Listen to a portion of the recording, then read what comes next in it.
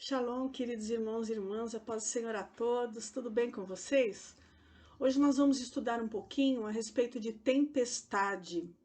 A palavra do Senhor nos ensina que há 3 tipos de tempestade e eu vou estudar com vocês a partir de agora cada uma delas. Quando o Senhor Jesus, ele chamou os discípulos ele compeliu, os discípulos para entrar no barco, lá em Marcos capítulo 6, do versículo 42 em diante, eles tinham acabado de sair da multiplicação de pães e peixes. E esse texto declara que os discípulos ainda não tinham entendido muito bem do que se tratava isso. E Jesus insistiu que eles entrassem no barco e fossem na frente dele para que ele se despedisse do povo e depois ia encontrar com eles também. Nesse texto, o Senhor Jesus caminha sobre as águas, os discípulos se assustam e ele simplesmente entra no barco e tudo se acalma. Numa outra ocasião, lá em Mateus, capítulo 8, versículo 24, o mesmo Senhor Jesus primeiro entra no barco, atrás dele vão os discípulos, eles seguem o caminho que eles estavam percorrendo ali na água, e no meio desse processo se levanta uma grande tempestade, e o Senhor Jesus é acordado pelos discípulos, exorta os discípulos dizendo: que fé é essa? Cadê a fé de vocês? E depois ele levanta e repreende a força do vento, repreende a água, e aí tudo se acalma e os discípulos ficam extremamente impactados com aquela reação, perguntando: quem é esse que até o vento e o mar obedecem? Esses 2 textos mostram 2 situações diferentes, 2 viagens diferentes, 2 dias diferentes. E a Bíblia, ela nos ensina que há 3 tipos de tempestade. Uma tempestade é a tempestade de Deus. Nós lemos lá em Jeremias capítulo 30, versículo 23, a palavra do Senhor dizendo a partir do começo do capítulo: eis aí a tempestade do Senhor. Ou seja, Deus tem uma tempestade. Depois, nós lemos lá em Lucas, capítulo 6, do versículo 46 ao 49, os 2 fundamentos. É a tempestade natural. Quando um homem decide construir uma casa e a constrói sobre a rocha, e outro homem tem a mesma decisão, porém constrói sobre a areia. A tempestade vem sobre a casa que está construída na areia. A tempestade vem sobre a casa que está construída na rocha. A tempestade é a mesma para os dois. Entretanto, quando a tempestade se encerra, uma casa está de pé e a outra casa não está. O Senhor Jesus, ele nos ensina que ele é a rocha. Quando ele conversa com Pedro e ele fala: tu és Petros, em grego, mas sobre esta pedra edificarei a minha igreja. O Senhor Jesus está dizendo assim: você é um fragmento de rocha, eu sou a rocha. Uma coisa muito bonita que o Senhor está nos ensinando quando ele fala que nós somos um fragmento de rocha, é que nós somos feitos do mesmo material que ele é feito. Entretanto, temos tamanhos diferentes. E ele sendo a rocha, a igreja está constituída sobre ele. E a obra que é constituída sobre o Senhor Jesus não cai por causa da tempestade, e nem quando a tempestade acaba. Assim como um homem que constrói a sua vida sobre a rocha, que é o Senhor Jesus, também se mantém em pé.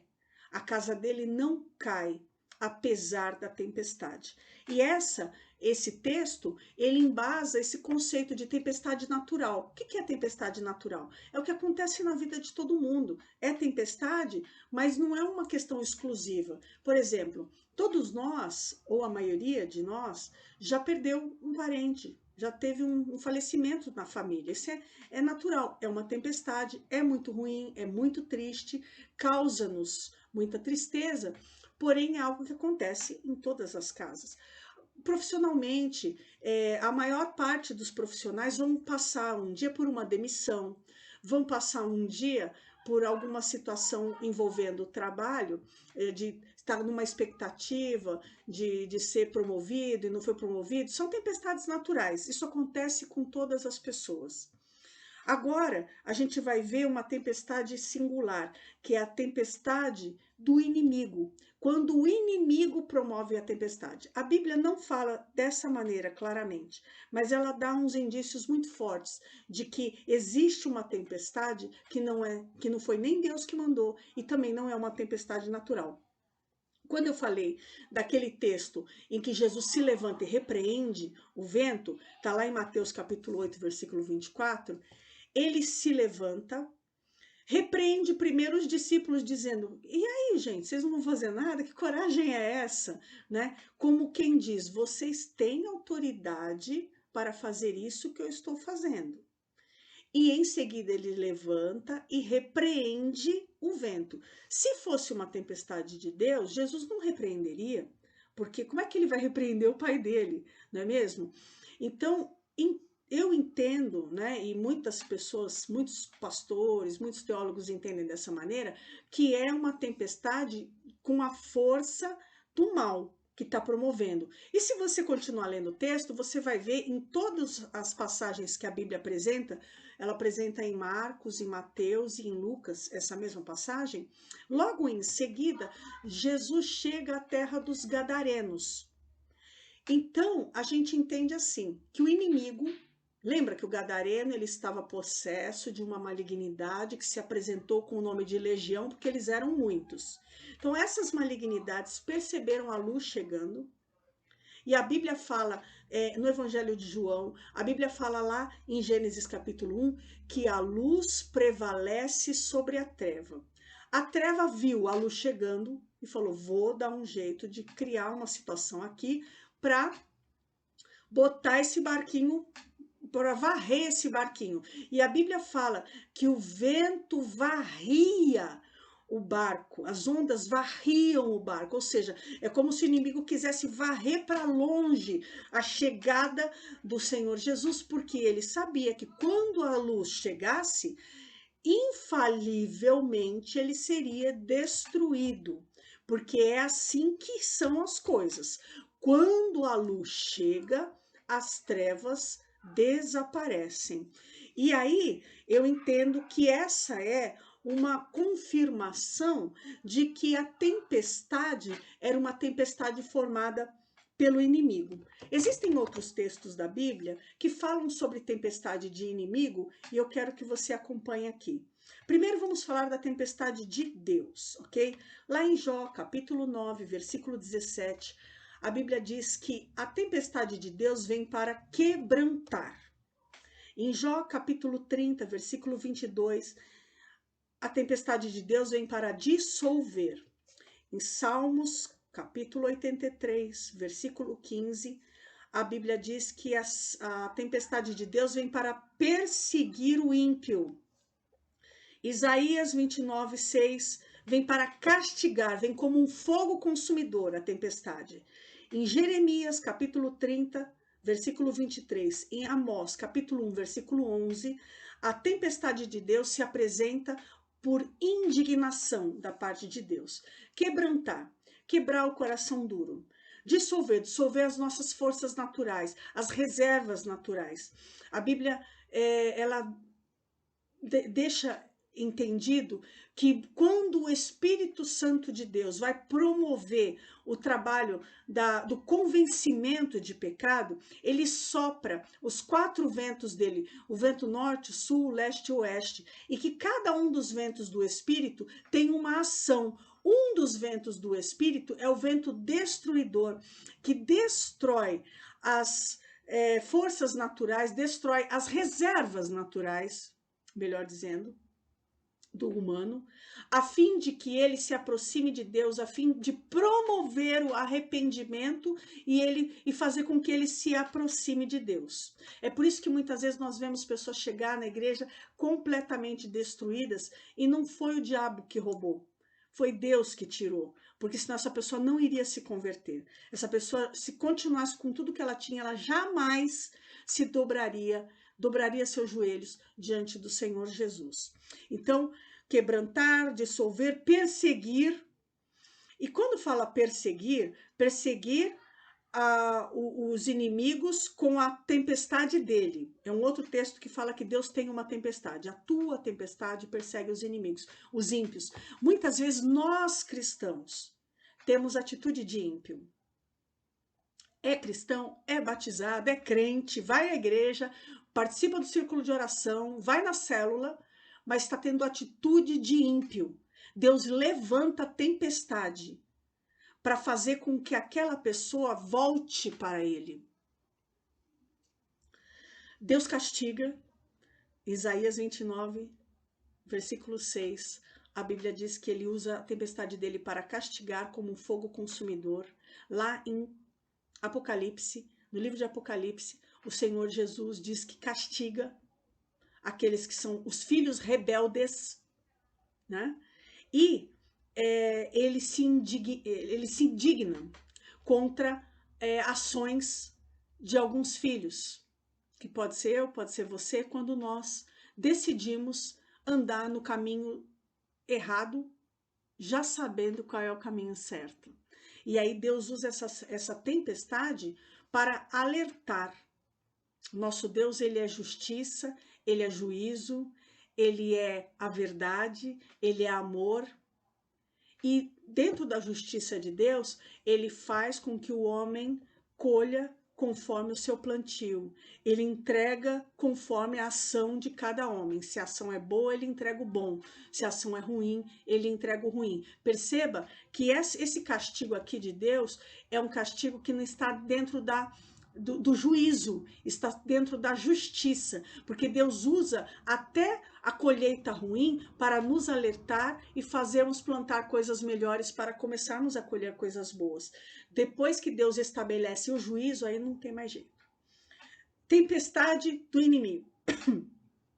Lá em Jó, capítulo 27, versículo 20, a Bíblia diz que há uma tempestade que o inimigo traz sobre o homem para causar pavores. Pavor é um medo muito grande, a gente tem estudado que o medo é o contrário da fé. E para arrebatar é tirar do lugar. Lembra da parábola do semeador? Que uma semente caiu na terra pedregosa, a outra caiu no espinho, a outra caiu ao meio do caminho, à beira do caminho.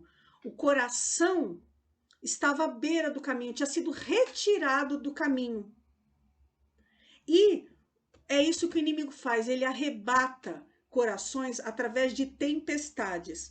Em Salmos, capítulo 55, versículo 8, a tempestade do inimigo vem como fúria, como terror, horror e tremores.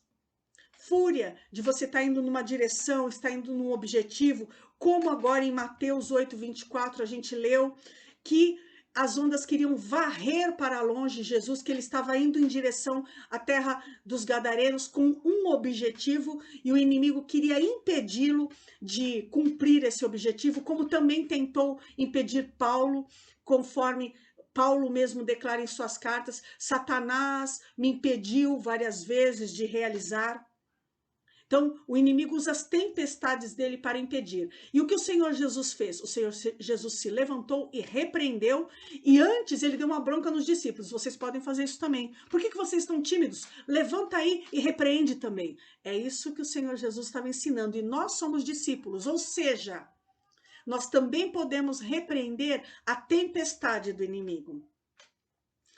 Aqui em Provérbios, capítulo 10, versículo 25, o nosso Deus, ele nos dá uma boa notícia. A tempestade passa. Aleluia. A tempestade começa, mas ela tem meio e ela tem fim. A tempestade não dura para sempre. E continua dizendo: como passa a tempestade, assim desaparece o ímpio, mas o justo tem fundamentos eternos. Lembra da parábola dos dois fundamentos? Tenho certeza que Jesus se inspirou aqui nesse versículo de Provérbios. Quem está fundamentado na rocha, que é o fundamento eterno, aquele que não se dissolve, permanece para sempre. Isaías 25, versículo 4 diz: o Senhor é refúgio contra a tempestade. Se a tempestade está assolando, está batendo a tua porta, venha se refugiar em Deus. O nosso Deus, ele nos dá autoridade para repreender o inimigo, mas ele também é abrigo para nós nos escondermos. É um abrigo onde não nos falta nada, é um abrigo onde tem provisão, é um abrigo onde tem segurança, é um abrigo onde tem ensino, onde tem amparo, onde tem cura. Esse é o refúgio que é o nosso Deus. Isaías 28, versículo 2, ele diz que ele mesmo é a tempestade. E ele se levanta como tempestade para combater os nossos inimigos. Você não é inimigo de Deus. Você que aceitou o Senhor Jesus como Senhor e Salvador da sua vida, já se reconciliou com Deus, já se reconciliou com os homens. Hoje nós somos inimigos das trevas. E o nosso Senhor Jesus, o valente que está descrito aqui, eu convido você a ler esse versículo, o valente é o Senhor Jesus e ele se levanta como uma tempestade para bater contra o teu inimigo, que é inimigo dele.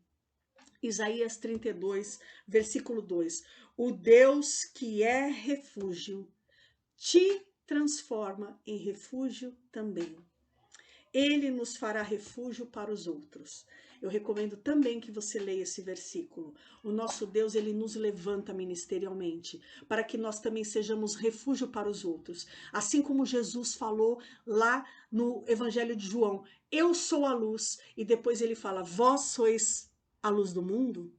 Ele é o refúgio, mas ele também nos torna refúgio para aqueles que estão sedentos, para aqueles que estão cansados, para aqueles que estão abatidos. A mesma misericórdia que foi usada para com a sua vida, você vai usar na vida de outras pessoas também. Amém? Receba essa palavra, esse ensino sobre a sua vida. Compartilhe esse vídeo com pessoas que você sabe que está precisando. Eu tenho certeza que essa mensagem vai curar muitos corações. Tenham todos uma boa noite. Deus abençoe a todos.